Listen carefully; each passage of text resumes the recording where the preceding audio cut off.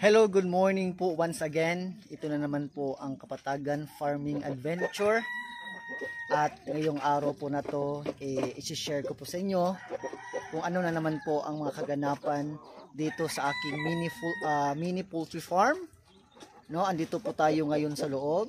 So, ngayon po is breeding season po ng mga alaga natin.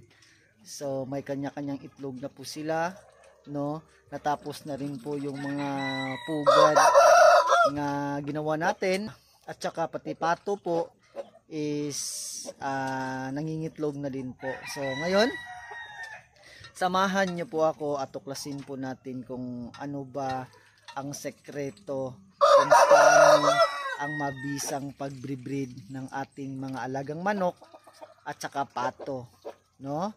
So wag pong kalimutan na i-like, i-subscribe at saka i-hit din po ang notification bell para updated po kayo sa mga upcoming videos natin.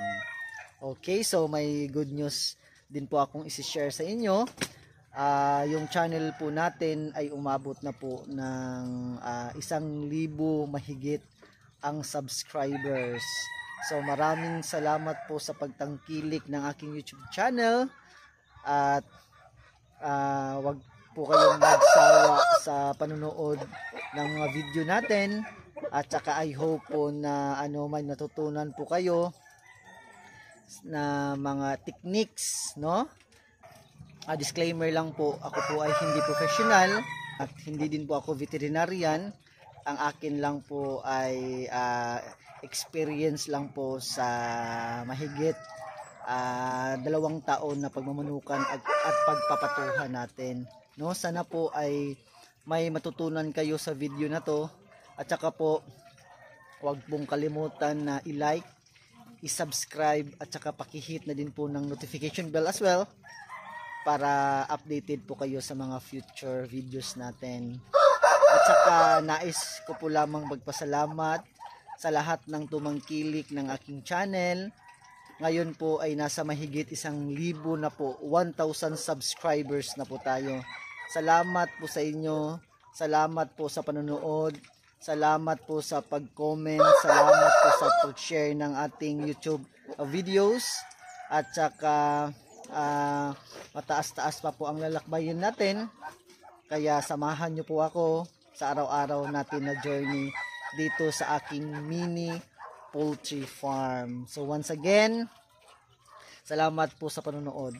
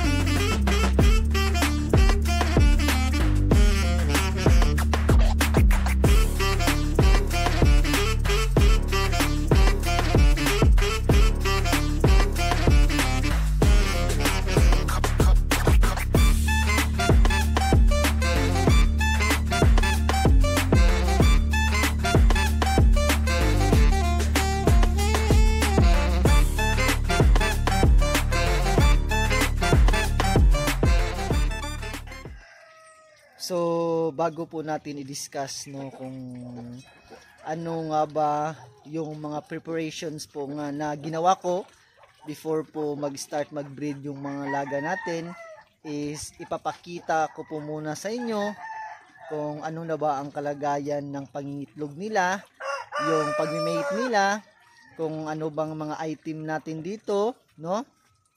So sa mga nakapanood po ng mga vlogs natin, yung nakasubaybay po is continuation po to sa mga vlogs natin, no?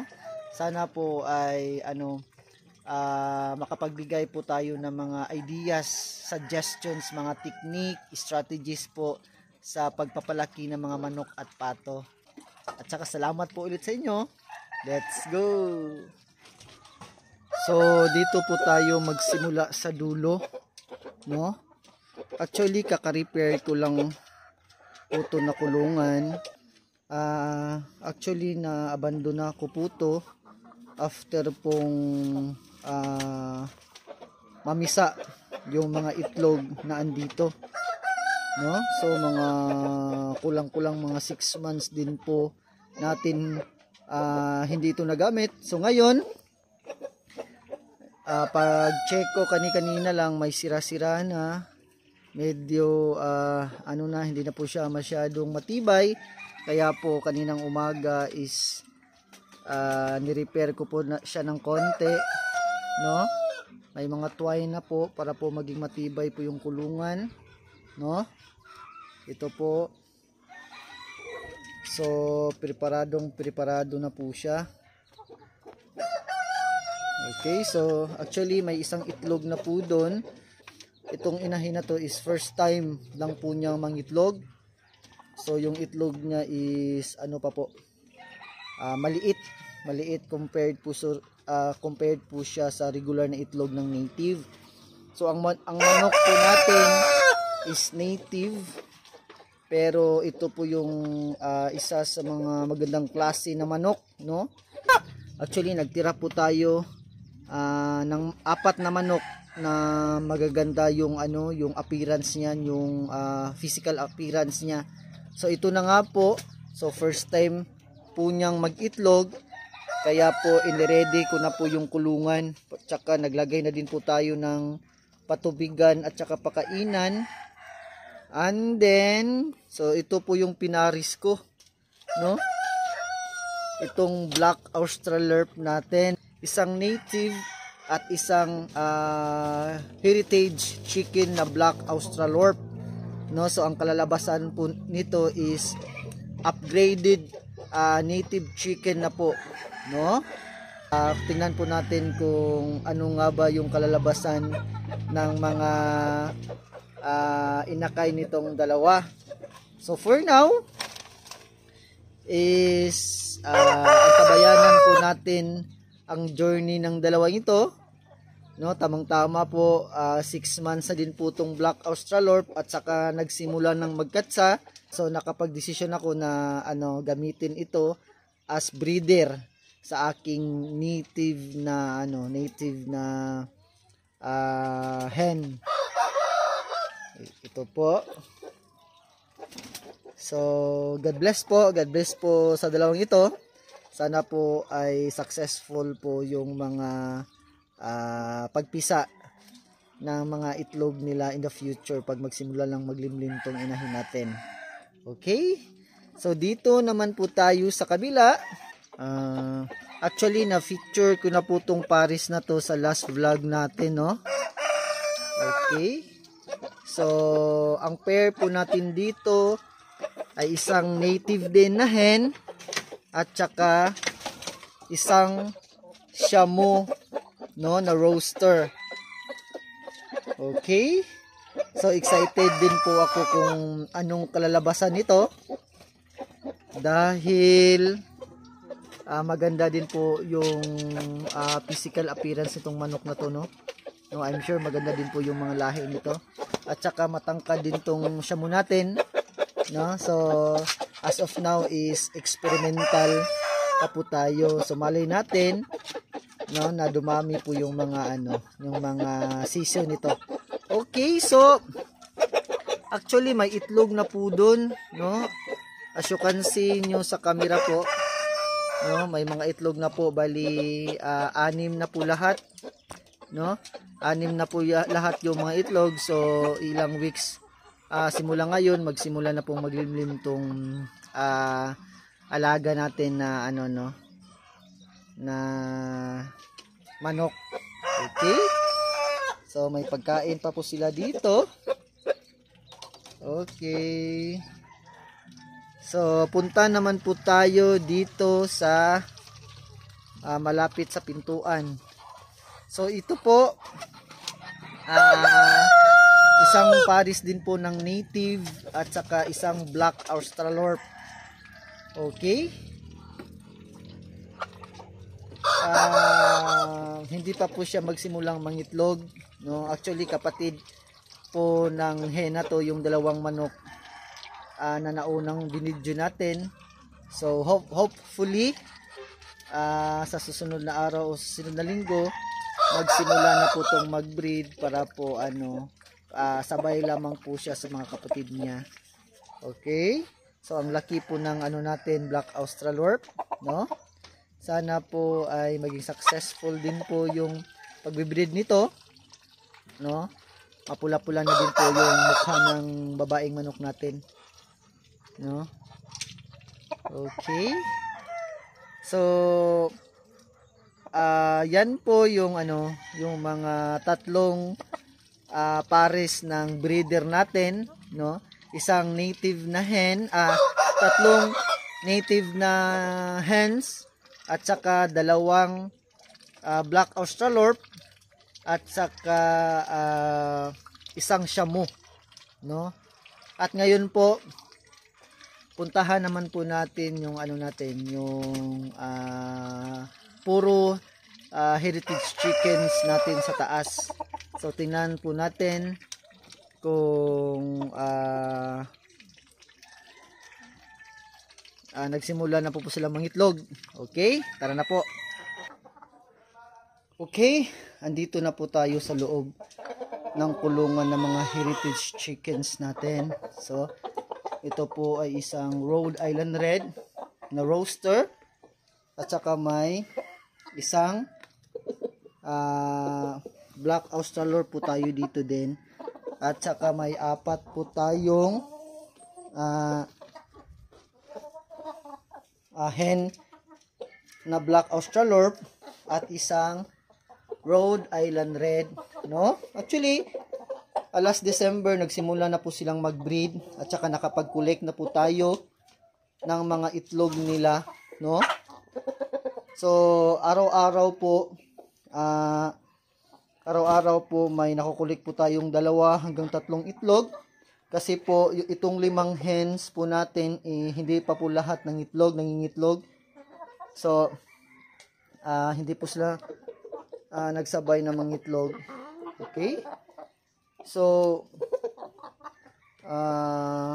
for your information po, ito pong mga heritage chickens natin ay hindi po sila naglilimlim, no? Kaya po every morning po kinukuha ko po yung mga itlog dito, no? Inilalagay ko po sa tray. Yung iba naman is sa fridge namin para po pag magsimula na pong maglimlim yung mga native natin is isasabay na lang po natin yung mga itlog nila na fertile. Okay? So kasi wala pa po tayong incubator, and then bala ko pong bumili ng incubator pag pag sabay na po silang nangitlog lahat, itong 5 po kasama po ng mga native natin. Okay? So dito pa po sila. Hindi pa po naubos yung pagkain na binigay ko kaninang umaga, no? Okay. Ito po ang tataba po, no? Ang tataba po ng mga manok natin, no? So ngayon po, ipapakita ko po sa inyo yung nakolek ko na mga itlog nila for 1 week. Okay?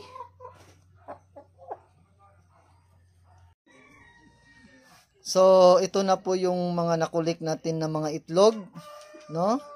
So, 5, 9, 10, 17. So, nagsimula pong mangitlog yung mga heritage chickens natin, yung mga hen, last week, no? At saka po, padalawa-dalawa lang, patatlo, minsan tatlo, nakapaglikom na po tayo ng 17 eggs. No, as you can see po, may kakaiba po dito na laki. Ito po, no? So napakalaki po niya compared sa ibang itlog natin, itlog ng mga manok natin, no? So yung iba ang liliit lang, ito po maliit lang po siya. May iba na sobrang liit din po, ito maliit. But ito pag ikumpara po natin, sobra pong laki. Oh, parang doble po yung size ng maliit, no? So sabi nila is 2 po daw yung igyok nito, pero hindi po tayo sure, no? Tingnan po natin kung ano na, kung mapisa ba to, at saka makita po natin kung dalawa bang sisiw ang lalabas. Okay, so ang bala ko ngayong araw na to is for experiment only, is isasabay ko po itong mga itlog na to sa ano natin, sa native natin na chicken, at saka tingnan po natin pag makita niya pong marami ng itlog, magsimula na ba siyang maglimlim, no? Experimental lang po, pero pag hindi po siya maglimlim, ihayaan na lang po natin, no? At saka hindi naman po natin ilalagay ang lahat na to, kasi po baka hindi po niya makayang limliman ang lahat. Mabugok lang po yung mga itlog natin. So tingnan po natin, isasama po natin yung mga itlog, samahan niyo po ako. So pabalik na nga po tayo sa loob ng ating mini poultry farm, no? Dala po natin yung yung siyam lang po na itlog natin, iniwanan po natin yung 8. Kasi po tingin ko po hindi po kakayanin ng manok natin na limliman itong napakaraming itlog, no? Okay, so bilangin natin ulit. 3, 6, 9, 10. 10 po yung itlog na andito. Baka po ma-confuse po yung inahin na nandito, no? Tingnan po natin. Okay?